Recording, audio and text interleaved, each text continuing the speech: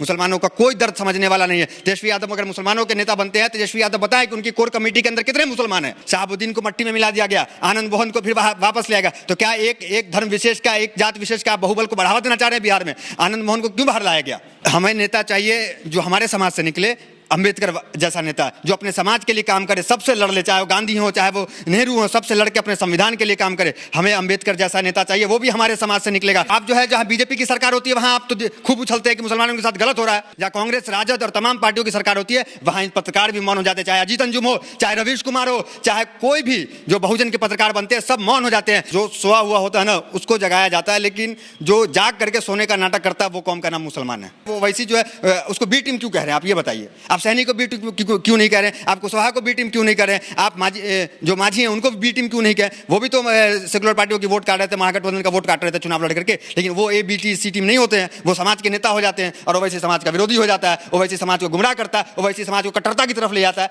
यही तो है जो हमारे समाज की बात करेगा उनको ये ए टीम बी टीम सी टीम कह देंगे और आरोप लगा करके उनकी नेतानगरी खत्म कर देंगे। ये इनका मकसद है। बिहार में महागठबंधन की सरकार है और महागठबंधन सरकार का नेतृत्व कर रहे हैं नीतीश कुमार। सहयोगी है जेडीयू राजद से तेजस्वी यादव, और तेजस्वी यादव के साथ ये मसला लगातार लोग बताते आए हैं कि सबसे अधिक मुसलमान जो है तेजस्वी यादव और उनकी पार्टी राजद को वोट देते आए हैं। लेकिन हालात तो अभी ये है कि सबसे कम मंत्री तेजस्वी यादव ने बनाया, सबसे कम विधायक राजद में मुसलमानों की तरफ से हैं। अन्य पार्टियों की हम बात नहीं करेंगे क्योंकि मुसलमान उनको वोट खुल करके नहीं देते आए हैं, लेकिन राजद को मुसलमानों ने दोनों हाथ खोल करके खूब वोट दिया। चाहे वो लालू प्रसाद यादव को मुख्यमंत्री बनाना हो तब, या फिर राबड़ी देवी को मुख्यमंत्री बनाना हो तब, या फिर जब तेजस्वी यादव उप मुख्यमंत्री बने तब। इन तमाम चीज़ों पर बात करेंगे। हमारे साथ सीनियर जर्नलिस्ट दानिश अंजार हैं, पीआरबी चलाते हैं। इनसे जानेंगे कि मुसलमानों की हालात देश और खास करके बिहार में आप क्या देख रहे हैं, क्या स्थिति है? देखिए, सिर्फ बिहार ही नहीं पूरे देश में मुसलमानों की जो स्थिति है वो बद से बदतर है। सेकुलर पार्टियां उनसे वोट तो ले लेती है। अगर बिहार की बात करें तो तेजस्वी यादव एम वाई समीकरण की बात तो करते हैं, लेकिन उस एम वाई समीकरण में वाई को तो जगह मिल जाती है, एम को कहाँ जगह मिलती है? एम की जगह सिर्फ जाकर के वोट गिराने तक है। आप उठाकर देखिए, सिर्फ आपने कहा जिस तरीके से कि कई मंत्री यहाँ पे है, डाटा दिखाई तो 3 मंत्री इनके हैं, वाई के 13 मंत्री हैं। आप सिर्फ मंत्री की बात नहीं है, आप जाइए उठाकर डाटा देखिए कि कई एसपी बिहार में मुसलमान हैं, कई डीएम मुसलमान हैं। 13 उनके जाति के आते हैं, एक हमारे आते हैं, 13 डीएम उनके, एक हमारे। तो क्या पूरे मुसलमान में इतने आईएएस और आईपीएस ऑफिसर है? सबको बैठाल क्यों दिए? सबको आप कर्मचारी क्यों बना दिए? किसी को भी तो जिला का प्रभार आप दीजिए। इतने आईपीएस होने के बावजूद पूरे बिहार में इतना जिला है और उस जिले में सिर्फ एक आईपीएस मुसलमान, एक डीएम मुसलमान, एक एसपी मुसलमान, ऐसा क्यों है? तो सिर्फ मंत्री और विधायक की बात नहीं है, यहाँ पे जो मेन जो पद है उसमें भी कहीं ना कहीं इन लोगों ने मुसलमानों की स्थिति खराब कर दी। अभी देश में मुसलमानों की स्थिति बहुत खराब है, क्योंकि मुसलमानों की स्थिति इतनी खराब है कि मुसलमानों के पास न एक नेता है, मुसलमानों के पास न एक पत्रकार है, मुसलमानों के पास क्या अभी के टाइम में मुसलमानों के पास कुछ नहीं है। तो मुसलमानों को चाहिए। बिहार में तो मुसलमानों के मसीहा लोग सरकार चला रहे हैं, यहाँ की स्थिति खराब हो गई। तो फिर एक एसपी क्यों है, एक डीएम क्यों है, 3 मंत्री क्यों हैं, 13 मंत्री उनके क्यों हैं, हमारे 13 क्यों नहीं है? जबकि हमारा वोट सबसे ज्यादा वोट उनको पड़ता है, हमारी प्रतिशत सबसे ज्यादा है। हमारा नेता क्यों नहीं है? हमारे नेता बनते ही मट्टी में क्यों मिला दिए जाते हैं? तो सवाल तो पूछना पड़ेगा ना। आप कारण मानते हैं कौन है जो मुसलमानों को दबा के और पीछे ढकेल के बैठा रहा है? तो कौन है? वही तो सेकुलर पार्टियां हैं जो चश्मा लगाई हुई हैं, जो दो निगाहों से देखती हैं, सामने आकर कुछ कहते हैं। आप बताइए कि कुरान की एक आयत विदेश में अगर जल जाती है तो पूरे देश में माहौल बिगड़ जाता है, लेकिन वही 4000 से ज्यादा कुरान और हदीस हमारे बिहार में चलाई गई। वहां वो बिहार जहां लालू यादव मसीहा बनते हैं, वो बिहार जहां तेजस्वी यादव मसीहा बनते हैं, हमारी 4000 से कुरान और हदीस जली है। क्यों जली है? किसकी सरकार में जली है? सेकुलर पार्टियों की सरकार में जले हैं। आप एक पत्रकार की अगर हम बात करें, कई बहुजन मीडिया बहुजन चैनल चलाते हैं और इनको लगता है कि ये इनके मसीहा है। अगर आप दलितों के चैनल उठा के देख ले तो वो उनको लगता है कि ये मसीहा है, लेकिन हकीकत यह है कि जहां बीजेपी की सरकार है, बीजेपी की सरकार रहती है, अगर मुसलमानों पे कुछ होता है तो सारे पहुंच जाते हैं, लेकिन जहां सेकुलर पार्टियों की सरकार होती है, जहां कांग्रेस, राजद और तमाम पार्टियों की सरकार होती है, वहां पत्रकार भी मौन हो जाते हैं। चाहे अजीत अंजुम हो, चाहे रवीश कुमार हो, चाहे कोई भी जो बहुजन के पत्रकार बनते हैं, सब मौन हो जाते हैं। आपको हम एक घटना बताते हैं राजस्थान की, नासिर जुनैद की घटना। आप जाके देखिए कई कौन से सेकुलर पत्रकार वहां पहुंचे? क्या वहां अजीत अंजुम पहुंचे? क्या वहां रवीश कुमार पहुंचे? क्या वहां कोई और पत्रकार पहुंचे? कोई नहीं, कोई पत्रकार वहां पे नहीं पहुंचे, क्योंकि वहां कांग्रेस की सरकार थी। वहां आवाज उठाते थे, इनको दिक्कत हो जाता है। अगर आप यहाँ के बिहार शरीफ की बात कर ले तो कौन पत्रकार बिहार शरीफ जाके दिखाया? सिर्फ आपका जो मुस्लिम कोई पत्रकार होगा जो सोशल मीडिया चलाता होगा वो पहुंचा, लेकिन आपने उनको भी मसीहा नहीं बनाया, आपने गैरों को मसीहा बनाया। तो गुस्सा तो आएगा ना भाई कि आप जो है जहां बीजेपी की सरकार होती है वहां आप तो खूब उछलते हैं कि मुसलमानों के साथ गलत हो रहा है, तो आप सिर्फ बीजेपी से डरा के कब तक काम करेंगे? अभी वक्त और जरूरत के हालात को देखते हुए मुसलमानों को एक नेता चुनना पड़ेगा अंबेडकर जैसा, वो अंबेडकर जो अपने समाज के लिए किया। मुसलमानों में बहुत नेता बने, एपीजे अब्दुल कलाम मुसलमानों के नेता बने, लेकिन मुसलमानों के लिए समाज के लिए क्या किया? समाज क्यों याद करेगा एपीजे अब्दुल कलाम के लिए? देश के लिए एपीजे अब्दुल कलाम ने किया, देश सम्मान करता है, हम भी वक्त वक्त पर उनका सम्मान करते हैं, लेकिन अगर समाज की बात की जाए तो एपीजे अब्दुल कलाम ने भी समाज के लिए कुछ नहीं किया, इसलिए समाज उनको आज भूल चुका है। ऐसा नेता आप लोग चाहते हैं? कौन नेता होगा आप लोगों का? हमें नेता चाहिए जो हमारे समाज से निकले, अंबेडकर जैसा नेता जो अपने समाज के लिए काम करे, सबसे लड़ ले, चाहे वो गांधी हो चाहे वो नेहरू हो, सबसे लड़ के अपने संविधान के लिए काम करे। हमें अंबेडकर जैसा नेता चाहिए, वो भी हमारे समाज से निकलेगा। जो हमारा नेता वही होगा जो हमारे समाज से निकलेगा, तब हमारे समाज की दर्द समझेगा। कुशवाहा समाज से उपेंद्र कुशवाहा निकलते हैं तो वो कुशवाहा का दर्द समझते हैं, और यादव समाज से लालू यादव निकलते हैं तो यादव का दर्द समझते हैं, लेकिन मुसलमानों से कौन? मुसलमानों का कोई दर्द समझने वाला नहीं है। तेजस्वी यादव अगर मुसलमानों के नेता बनते हैं, तेजस्वी यादव बताए कि उनकी कोर कमेटी के अंदर कितने मुसलमान हैं?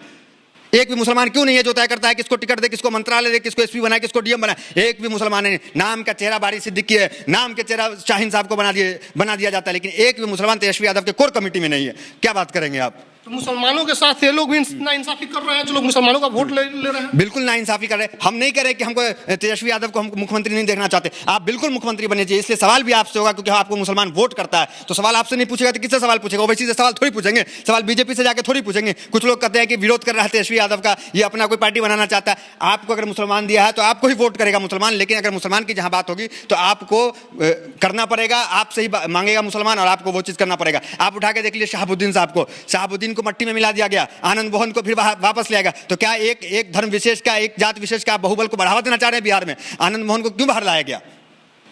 आप बताएं ना। नीतीश कुमार जो है वो एक ये बनते हैं कि हम जो है अपराधी किस्म की प्रवृत्ति के लोगों को जगह नहीं देंगे बिहार में, किसी को बचाते हैं ना फंसाते हैं। तो उनका कहना है। तो आनंद मोहन क्यों आया? किनका वोट बैंक उनको चाहिए था? तो यहाँ पे कहाँ चली गई उनकी सारी ढकोसलाबाजी? सिर्फ शहाबुद्दीन साहब तक सीमित था उनका।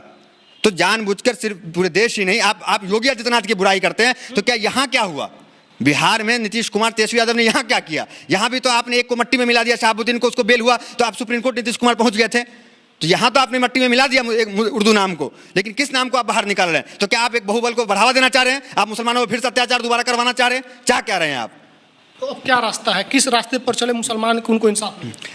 एक तो जो कौम जो है ना, क्या कहें, मतलब अंदर से जो सोया हुआ होता है ना उसको जगाया जाता है, लेकिन जो जाग करके सोने का नाटक करता है वो कौम का नाम मुसलमान है। मुसलमान जाग के सोने हुए का नाटक कर रहा है, जबरदस्ती आंख बंद कर लिए हैं, क्योंकि ये कभी जागा नहीं। अगर ये जाग जाता तो इनकी स्थिति पत्रकारिता से लेकर नेता नगरी से लेकर के आईएएस ऑफिसर से लेकर तमाम जगह इनकी स्थिति मजबूत होती। और आप सीखिए दलित समाज से, दलित समाज बहुत पिछड़ा समाज था, बहुत ये था, इनका कोई कहीं पे कुछ नहीं था। आज उसने अपने आप को समझा, आज दलितों में पत्रकार है। जिस चैनल में हम इंटरव्यू दे रहे हैं, वेद प्रकाश जैसे पत्रकार है जो आवाज़ को उठाते हैं, दिखाते हैं, वो उन्होंने अपना पत्रकार चुना, उन्होंने अपना बाबा साहब को चुना, नेता चुना, उन्होंने अपना हर जगह अपने मायावती हो या फिर कोई और पार्टी हो, सबको चुना। लेकिन मुसलमान को अगर कोई आता है और मुसलमानों के हक हकूक की बात करता है, वो ए टीम बी टीम सी टीम हो जाता है। यही तो समझने की जरूरत है। तो मुसलमान समझेगा, आज नहीं कल तो समझेगा ना, लेकिन कौम जो है वो सोया हुआ है। आपको लग रहा है कि वो ऐसे मुसलमानों के लिए सही काम कर रहे हैं? ओवैसी मुसलमानों के लिए ठीक रास्ता? आप हमें बताइए कि जो तमाम आप कह रहे थे ओवैसी चुनाव लड़ा, यार उसको संविधान ये राइट देता है चुनाव लड़ने का। अब बताइए सहनी चुनाव लड़े तो वो भी तो वोट काटे, उनके खिलाफ कोई नहीं बोलता है, तो आप इनको क्यों कह देते हैं? अगर ओवैसी कहीं पे मुसलमानों के लिए अच्छा कर रहे हैं हम तारीफ करेंगे, जहां मुसलमानों के लिए बुरा करें हम बुराई करेंगे। तो ओवैसी को कोई हम नहीं कह रहे कि अब ओवैसी जो है उसको बी टीम क्यों कह रहे हैं? आप ये बताइए। आप सैनी को बी टीम क्यों नहीं कह रहे हैं? आप कुशवाहा को बी टीम क्यों नहीं कह रहे हैं? आप जो माझी हैं उनको बी टीम क्यों नहीं कहे? वो भी तो सेकुलर पार्टियों की वोट काट रहे थे, महागठबंधन का वोट काट रहे थे चुनाव लड़ करके, लेकिन वो A B T C team नहीं होते हैं, वो समाज के नेता हो जाते हैं और ओवैसी समाज का विरोधी हो जाता है, ओवैसी समाज को गुमराह करता है, ओवैसी समाज को कट्टरता की तरफ ले जाता है। यही तो है जो हमारे समाज की बात करेगा उनको ये ए टीम बी टीम सी टीम कह देंगे और आरोप लगा करके उनकी नेता नगरी खत्म कर देंगे। ये इनका मकसद है। अंत में क्या अपील करेंगे मुसलमान समाज से?